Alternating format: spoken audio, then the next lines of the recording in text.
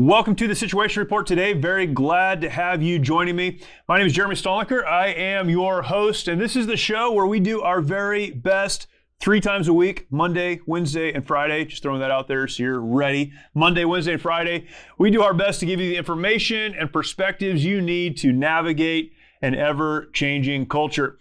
So much happening in the world, so much happening in the political arena, the political world.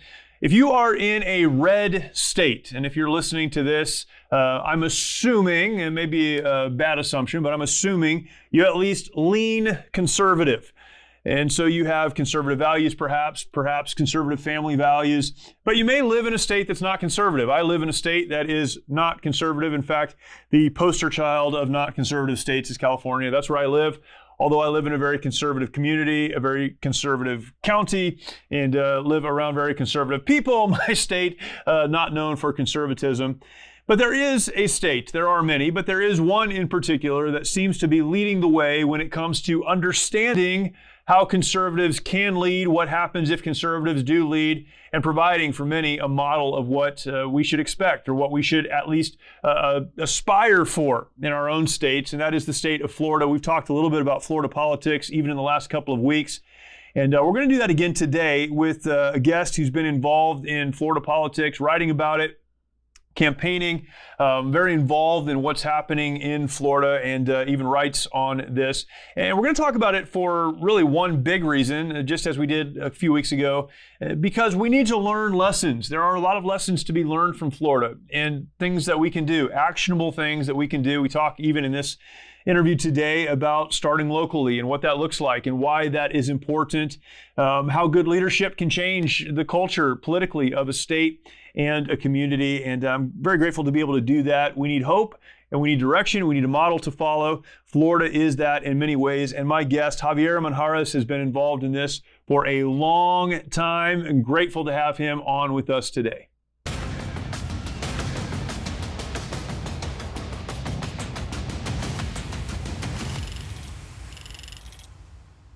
My guest today is Javier Manjarres. Javier is the publisher of the Florida politics site, FloridianPress.com. I'll get it right, I promise. FloridianPress.com, political consultant and author. Javier, thanks for joining me. Really appreciate it. Thanks for having me on. Yes, sir. There's a lot I'd love to talk about, but I'd like to start by just getting your story. And I think that's really important here, particularly as we talk about various voting demographics and some of the other things we can talk about. Right. But give us your background, your story, and how you kind of came to where you are right now in the political arena, political world. Well, believe it or not, I got my start in politics after a really bad breakup with an ex-nightmare of mine. And so to kill the time, I had to I figured, hey, let's get into politics, Yep. And so that drove me, one thing led to another, and then I started writing, and then I got involved in the 2010 election here in Florida, which was a huge year because it brought on Senator Rubio and led the road to Rick Scott and Ron DeSantis a couple years later. So that's how I started. Background is very simple, Colombian American. I live in South Florida, so unlike you, I speak very fluent Spanish, and I pick up Portuguese. Yes. So you went from one bad relationship to another bad relationship called politics in America. Right. Which, listen. Politics brought me together with my wife and my 3 kids, and I'm good. That's awesome. There's good and bad with politics. Usually there's bad involved with politics, but we'll chalk it up as, hey, I'm happy. One of the interesting things you address a little bit on your website is. You said I wasn't interested. I forget exactly how you said it, but I wasn't really interested in politics. Definitely not, race and ethnicity and those kind of things. But talking to people, being around people, you kind of grew into an interest in that. Can you talk about that a little bit? We're hearing so much about ethnicity in politics and voting demographics and those kind of things. Right. How did you grow into caring about that? Well, look, I mean, I've always been politically savvy to some degree. Never was involved in politics up until like I would say 2007, let's just say. But look, and so as I got more involved, I started realizing what the intricacies of politics. Politics is not just elections on every 2 years or whenever your respective state or local elections are. And so I kind of liked it. I'm a big mouth and I'm very opinionated. So it was a perfect vehicle for me to opine what I had to say and what I felt like saying. And then we started a political website called The Shark Tank, which is still run. It's a conservative leaning. And we were one of the very few conservative bloggers, if you would, with the Michelle Malkins way back when, and the Dana Lashes. And we've all went our separate ways, but we still have ties to one another. But now we're focusing on the Floridian is more, it's conservative leaning, but it's middle of the road. So we try to report fairly with everyone, even to Democrats. And I always tell Democrats, I have a lot of Democrat friends, elected officials. Believe it or not, people like Debbie Wasserman Schultz, we get along. But they understand that we have a job to do, and we report fairly. But they know that, hey, if that picture comes out of them, topless on a beach somewhere, we have to report on that. And they know that we're going to report fairly, and that's actually given us a lot more conservative bona fides with the mainstream media. So we have to work with them. So that's kind of where we're at right now. Yeah, you're in an interesting state. Recently had the opportunity to interview the Florida State CFO. Great Jimmy. Perspective on what's happening, from a kind of an economic standpoint in Florida. But as a guy who lives in California, that's me. Most people listening to this don't live in Florida. But man, you're governor, but on down the line, leading the charge in so many ways for the rest of us. Let's kind of start there if we can. Can you just give us maybe your perspective? You've been in Florida a long time. How things have changed in terms of what changes have happened, but then also the mechanisms for that. How did those changes come about?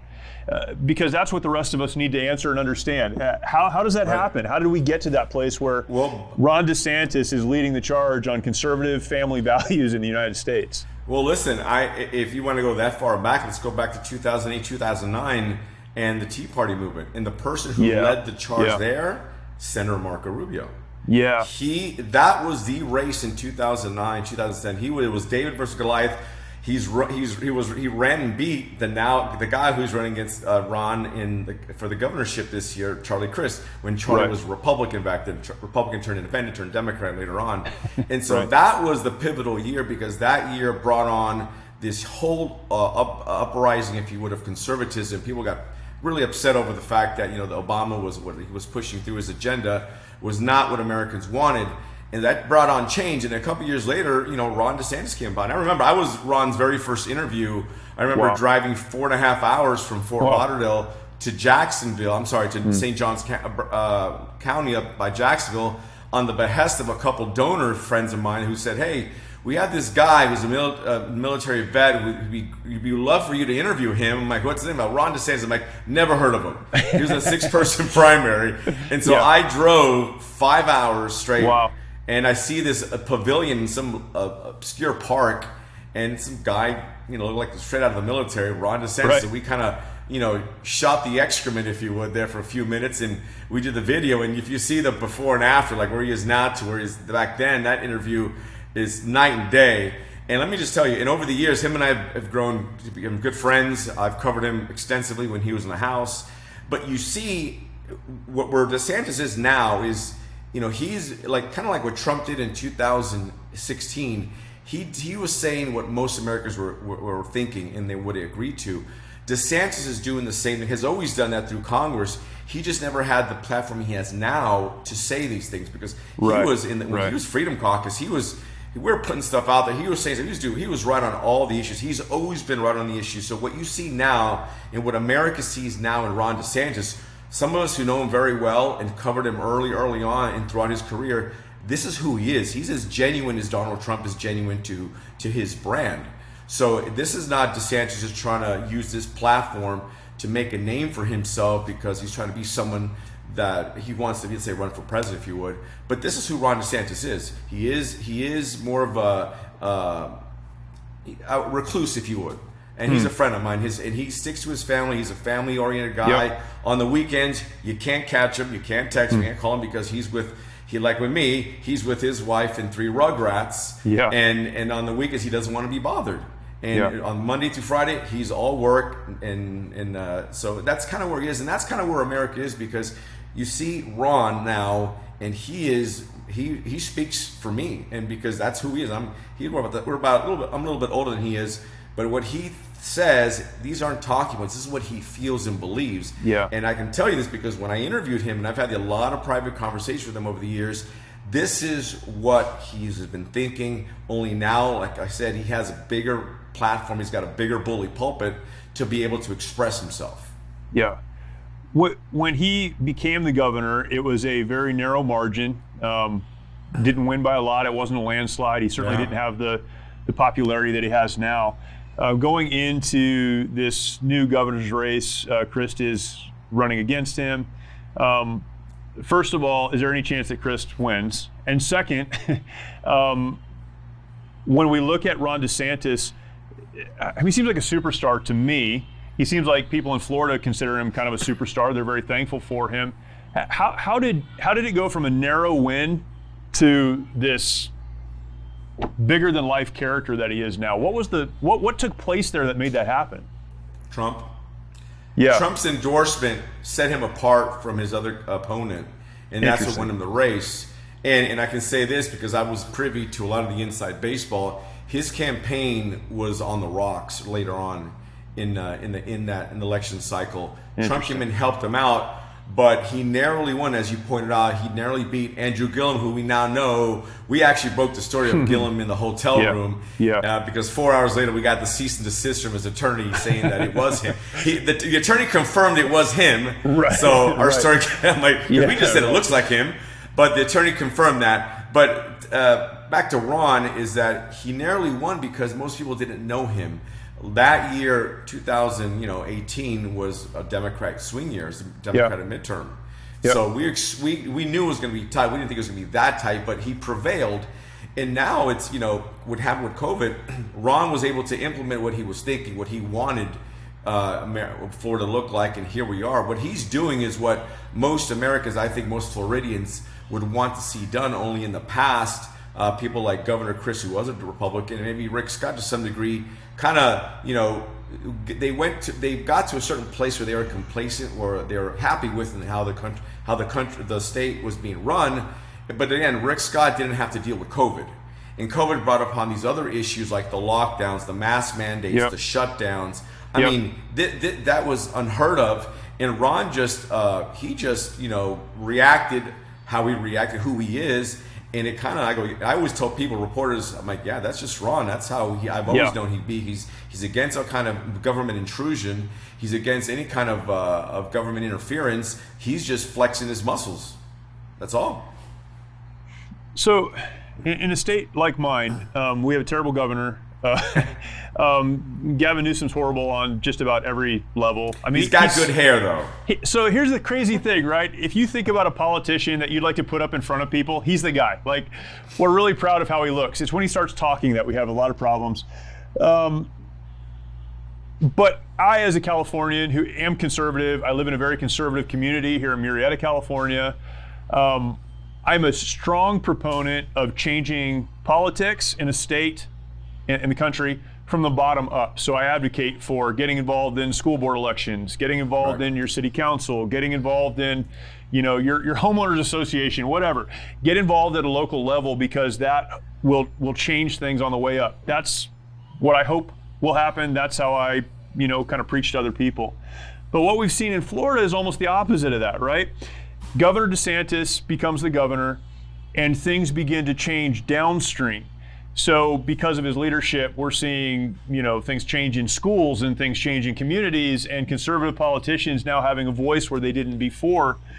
When you look at that, is that the model that we need to focus on? Leaders like Governor DeSantis, we need to have, obviously we need good governors, but people like me, should I be focused more on the top, or should I continue to work from the bottom? What's the lesson to be learned from the last couple of years of, Florida's political scene? Well, look, like you said, it started with DeSantis, and I think what Ron is doing, and just what recently did, he just overturned the Broward County school board, and put 4 people in place. One of them being a good friend of mine, and every school board candidate he backed in the state of Florida won their primary elections. Yeah.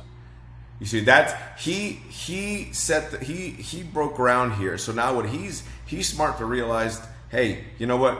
We have to build up a farm team. Democrats have always done it. Republicans have never done it. So it's true. You start at the school board level, because school board level, a lot of those guys turn out to be state reps, state senators, and eventually members of Congress. Yeah. So why not start there? And to your point, homeowner association, you got to start somewhere.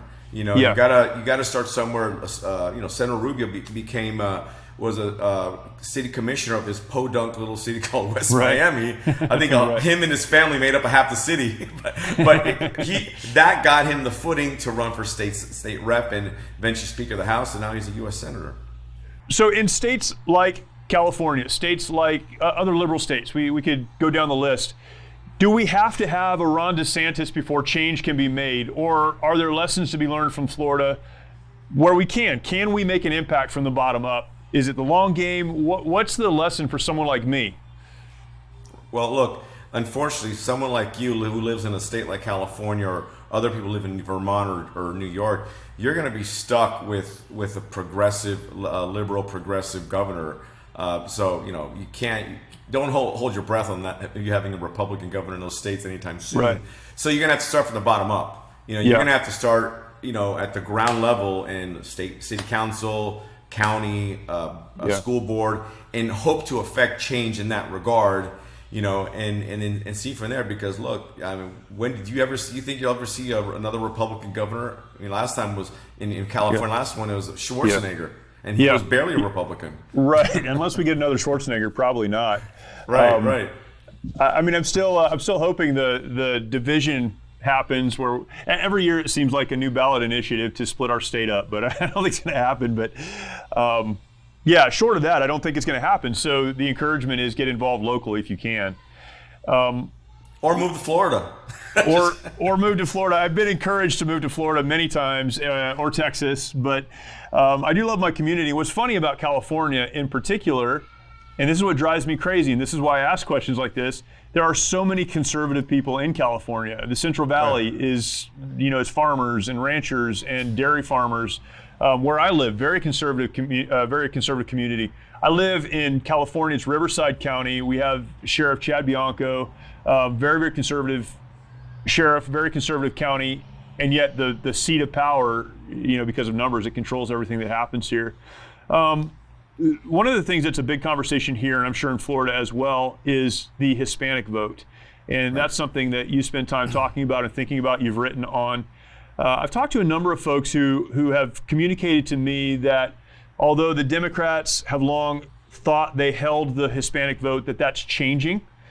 So my first question is, do you see that changing? And if so, how can conservatives communicate better with those in the Hispanic community? Well, that's been a trend since 2008, 2000. I've seen it, and again, it's been messaging or lack of messaging from the Republican Party that has put us where we are now. Now, look, what's really driven Hispanic engagement now has been socialism. Remember, Hispanics, for those like my parents are Colombian American, and look what happened to Colombia just a few months ago. We have a socialist president down there. So people in their respective banana republics where they come from, these Central and South American countries in the Western Hemisphere, they know what it is to live through socialism, communism. So when you try to push that garbage on here in the U.S., these Hispanics are perking their ears, are perked up. They know what it's like, and they're voting against it. They're speaking out against that ideology because they know what it's like. I mean, I don't know. I've been to Venezuela even before Chavez and Maduro, and it sucks, And I've been to other Central American countries. They suck because and that's why people want to come to this country.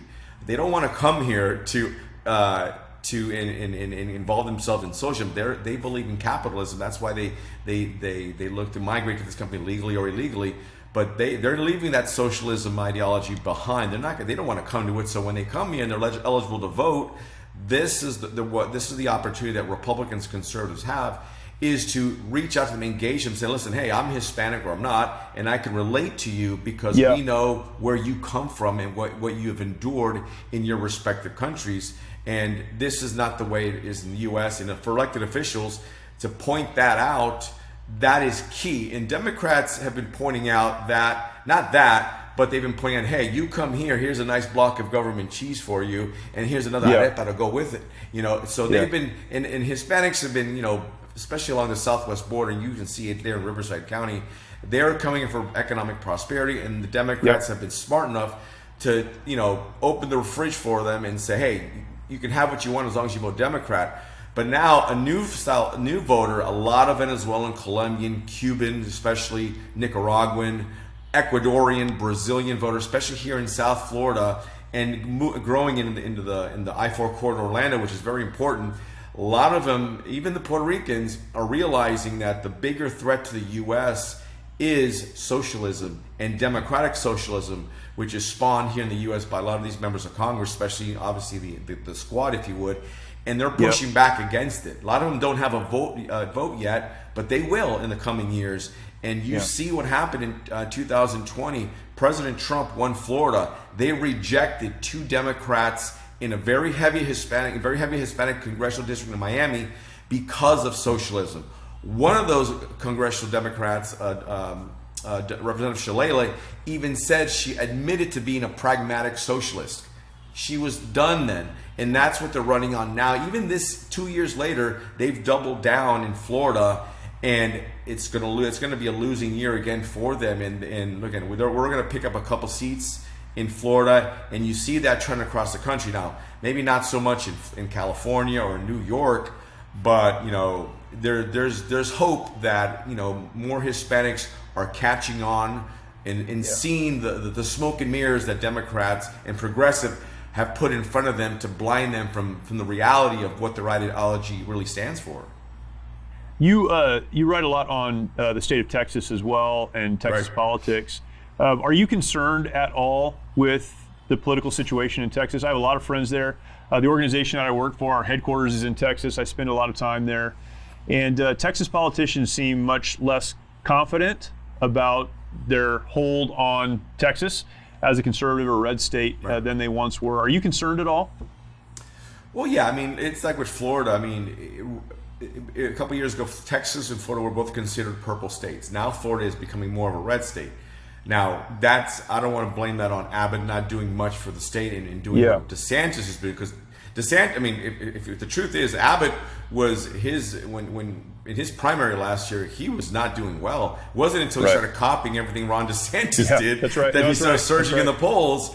So now maybe he should copy what Ron DeSantis is doing moving forward to get people to register as Republicans. Because if you look at the amount of Republicans registered to vote in Florida, it's like by the time the dust settles, you're going to have over 200,000 to 300,000 more Republican voters in Florida than Democrats. Wow. Texas has to wake up and do the same there, because they're getting just as many migrants from other states, from California, from Colorado, from Arizona, going to Texas. Now, look what happened in the border region. It's possible. Myra Flores, a good friend of mine, I was just down at the border weeks before her win, and they're galvanized down there. These Mexican Americans are galvanized because one of them won this congressional seat in a special election, but nonetheless it was a win. And so we have to look at people like Myra Flores who can actually relate to a lot of these voting demographics or increased voting demographics, and portray that same conservative message as, hey, this is who we all are. I'm one of you. And that works. Now, the other members of Congress or elected officials in Texas that are a little concerned, like you said, that the state could flip to Democrat. Well, that's on them. If they're not gonna do what they have to do and maybe influence the state legislature and the governor to register more Republicans than Democrats, get those independents to become Republicans, that's on them. It's not on us. Yeah. When I was talking to Jimmy Petronas last week, I asked him if he was concerned about the migration to, Texas is a lot of it, Idaho, Florida's huge. Does that concern you at all? People coming from states like California and other states? Well, what concerns me is our home prices have gone up. So it's kind of like it's like in the you see the traffic. We welcome them because, hey, we know that they're leaving oppressive states. I get that. But the traffic congestion here is like, listen. Some of us who've lived here pretty much all their lives, we see the change, we welcome them, and at first we're thinking, or at least I was thinking, that a lot of these voters were going to be Democrats and flip the state, if you would. Right. But it appears that a lot of these they're Republicans because they're registering at record pace. Yeah. And they're fleeing states where they don't have a voice. They're fleeing states like your beloved California. Right. I love California; it's beautiful, but we don't want to live there. You spend 5 hours on the 101 in Southern California just to go 2 miles. It's not happening. So you just never leave your studio. You're fine. Just never leave the studio. Listen, I used to live in California, and believe me, I dread ever going back. I go there and I try to avoid LA. I go to the outskirts, Sequoia, Yosemite, Lake Tahoe. That's kind of where my family goes. But there should be a concern for Texans and even states like Georgia, who've all been historically red, if you would. And I think because a lot of these Republicans, establishment, if you would, have taken it for granted. Now they're seeing there's a big influx of Democrat voter registration. Now they're trying to counter it a little too late, maybe, but I think there's still a chance for them to get up off the couch and register more Republicans, but that's still a heavier lift for them. MyPillow is having their biggest sheet sale of the year. You all have helped build MyPillow into the amazing company that it is today. Now, Mike Lindell, inventor and CEO, wants to give back exclusively to his listeners. The Percale and Giza Dream bed sheet sets are available in a variety of colors and sizes, and they are all on sale for as low as $29.98 with our listener promo code. Order now, because when they're gone, they're gone. The Percale and Giza Dream sheets are breathable and have a cool, crisp feel. They come with a 10-year warranty and a 60-day money-back guarantee. Don't miss out on this incredible offer. There's a limited supply, so be sure to order now. Call 1-800-870-0283. Use the promo code SITREP or go to mypillow.com, click on the radio listener square, and use promo code SITREP. As we look past the midterms, I want to come back to the midterms in just a second. Yeah. But as we look to the presidential election, a lot of talk, a lot of conversation about President Trump or Ron DeSantis running. A lot of movement happening around President Trump right now. How do you see the 24 election unfolding? I know we're a ways out, but what perfect world, what would you see happening there? A lot of us are hoping, and don't tell anybody, I realize this is a show, but don't tell anybody. I'm really hoping that Ron DeSantis runs. I love President Trump. I love what he's done for the country. But I'd love a DeSantis administration. What's going to happen in the next couple years as that shakes out? Well, I agree. Look, I respect the president, President Trump. I've known him for a long time. Same with Ron. Ron's a friend. I refer to him as Ron. Yeah. And look, in a perfect world, you would hope that President Donald Trump gets reelected because, I think he feels that he was wronged in 2020. Of course. Yep. And he goes in there and he beats whoever the Democrats put up. Because I know it's not going to be Biden. Right. And so that's great. But the problem with President Trump is there's so much baggage behind him. Correct. That will it become a circus? Will it simply be, hey, you know what? Make it all about Trump and the FBI and the raid on Mar-a-Lago and his past statements and January 6th. Whereas Ron comes in, they're still going to hit him, and they're doing it now that, hey, he's a white supremacist, he's a racist, he's a mini Trump. All that stuff. And listen, we hear so much here in Florida. I mean, a lot of these, they're just crazy. But what they're saying is it's not true. So, look, in a perfect world, I'd love to see Ron, maybe even a DeSantis Trump ticket. But at the end of the day, it's a wait and see. And again, the wait and see is waiting to see what Trump does. Is Trump going to get involved? Because, look, I've spoken to other members of the elected officials, Republicans, that have shown expressed interest in running for president. They said, hey, all bets are off until Trump decides what he's going to do. Yeah, right. So I think, my opinion is, if I think that President Trump does not run, Ron definitely gets in because Ron still has the bully pulpit of being a governor of Florida. Yeah. Senator Rubio is sitting senator. Rick Scott's a sitting senator. All these guys are going to get in the race. Ted Cruz is going to get in the race. So, again, no matter how great Ron is, he still has to go through that process, the presidential primary process. And we all know how that works, going to Iowa, New Hampshire, South Carolina. So, maybe Ron's got a leg up on everyone, probably, because of what he's done in Florida. And what he's done is, nothing less than extraordinary. But I think he would have the upper hand considering all the polls that people have done. But again, primary seasons are primary seasons, and the good and bad comes out of everyone. There's nothing. I can't see anything that they can ding Ron on simply because he's done such a great job in Florida, and Republicans and conservatives love him. So to answer your question, yeah, why not? I would love to see a spirited primary race, but I also would like to see Donald Trump come in and be the presidential Donald Trump that we've always thought he was, and just clean everyone's clock and instill his policies that worked for 4 years and now have been scrapped by the Biden administration. And look where we are now. Do you think anything will come of the Democrats' attempt to disqualify President Trump? Well, look, it's all bets are off with them. They're trying everything to discredit him.